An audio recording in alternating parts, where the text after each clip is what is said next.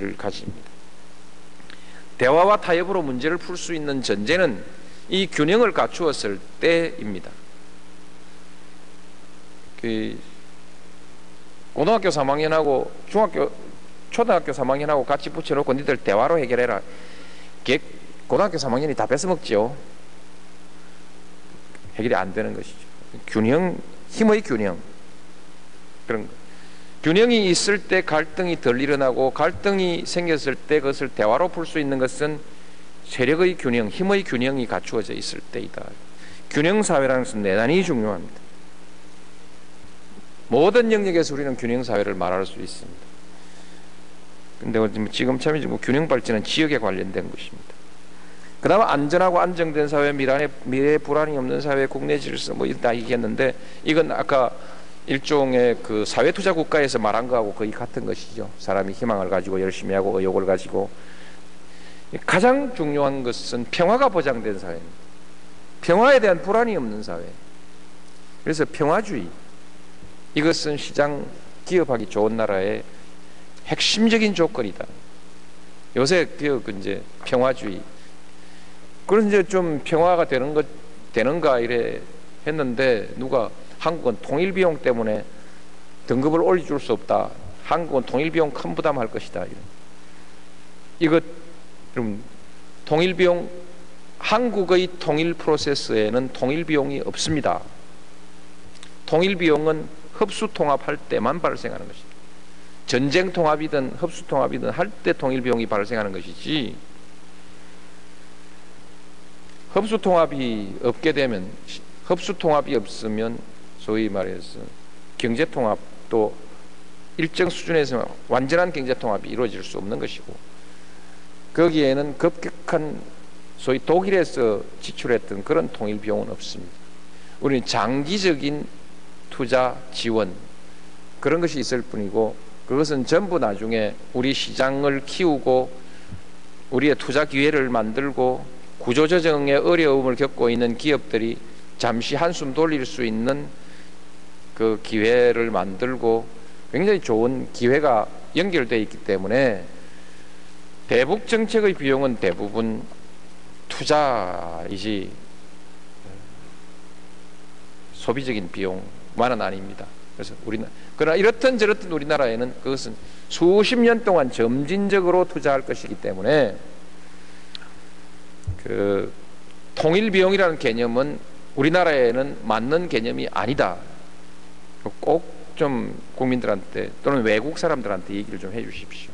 꼭 중요한 문제입니다. 여튼 뭐 딴소리 했습니다만, 평화가 보장된 나라가 기업하기 좋은 나라다 했습니다. 자, 이런데 어쨌든 누가 어떻게 할 거냐 이런 것이죠. 누가 어떻게 할 거냐. 제가 처음에 말씀드렸다시피 시장을 주도하는 사람이 우리 사회를 주도하고 정치를 주도하게 되어 있습니다. 여러분들에게 흔히들 우리가 얘기한 정치적 관점에서 기업하기 좋은 나라는 어떤 것인가? 민주주의가 기업하기 좋은 나라. 기업하기 좋은 나라는 반드시 민주주의라야 됩니다. 자유와 창의, 이건 민주주의의 핵심이죠. 자유와 다양성, 그렇죠? 자유와 다양성은 창의와 혁신의 근본입니다. 그래서 민주주의이죠. 투명하고 공정한 시장, 공정한 사회는 민주주의의 핵심적인 원리이죠. 법치주의는 원칙 있는 사회의 기초, 나아가서 그것은 신뢰사회의 토대가 되는 것입니다. 그리고 이 정도이면 지금 우리 민주주의 수준으로도 어느 정도 갈 수 있습니다. 그런데 앞으로 우리 민주주의는 성숙한 민주주의라야 된다. 성숙한 민주주의라야 대화와 타협이 가능하고 사회가 조정되고 통합될 수 있는 것이기 때문에, 그래서 성숙한 민주주의 사회로 가야 궁극적으로 우리나라의 기업도 말하자면 세계적인 경쟁력을 가진 기업, 그리고 멀리 내다보고 갈 수 있는 기업이 될 것이다. 그렇게 생각합니다. 그래서 성숙한 민주주의, 보다 수준 높은 민주주의에 대한 우리 목표를 가져야 된다. 대체로 하도 민주주의 얼추다 끝난 것처럼 말하는 분들이 하도 많고, 이제 민주주의 하지 말고 경제해라 이런 말을 하는 사람들이 많은데, 제 주장은 경제는 이대로 가면 되니까 민주주의나 똑똑히 해라. 이 수준의 정치에서 경제만 계속하면은 이 자리에서 맴돌 것입니다. 경제는 이 원리대로 가고 정치의 수준을 높이면 우리 경제는 새로운 수준으로 업그레이드 될 것입니다. 그래서 민주주의 수준을 높여야 된다. 사회적 자본을 더욱 충실하게 만들어야 된다, 이런 것입니다. 과연 한국의 보수주의는 특권과 반칙 그리고 유착의 문화를 걷어내고 원칙이 통하는 사회를 만들 것인가? 과연 투명하고 공정한 시장, 투명하고 공정한 사회를 만들 것인가? 강자의 기득권이 아니라 정정당당하게 경쟁하는 기업, 혁신하는 기업을 지원할 것인가? 나아가서는 시장에서 패배한, 낙오한 많은 약자들에 대해서도 약자들을 보호하고, 나아가서는 그들을 다시 교육, 훈련, 평생교육의 프로그램에 넣어서 그들을 기업이 필요로 하는 직장인으로 복귀시켜 줄 것인가? 돈이 많이 듭니다.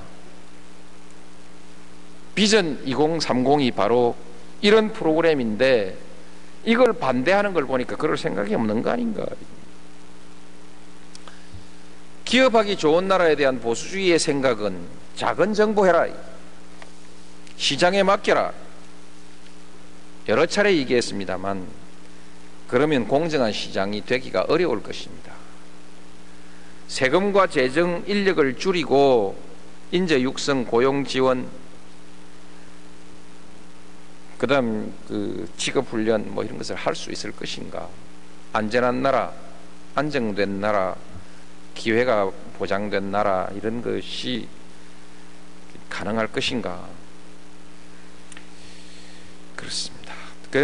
시장에 다 맡기라는데, 시장, 아까 얘기했죠. 시장은 만능이 아닙니다. 그리고 시장도 여러 가지가 있지 않습니까? 그렇죠? 이제 우리 역사에서 보았듯이 똑같은 시장주의도 야경국가도 있고 복지국가도 있고, 소위 사회투자국가의 시장도 있지 않습니까? 그 다음에 또 공정한 시장이라는 또 하나의 주제에는 민주주의의 진보에 따라는 따로 또 존재하죠.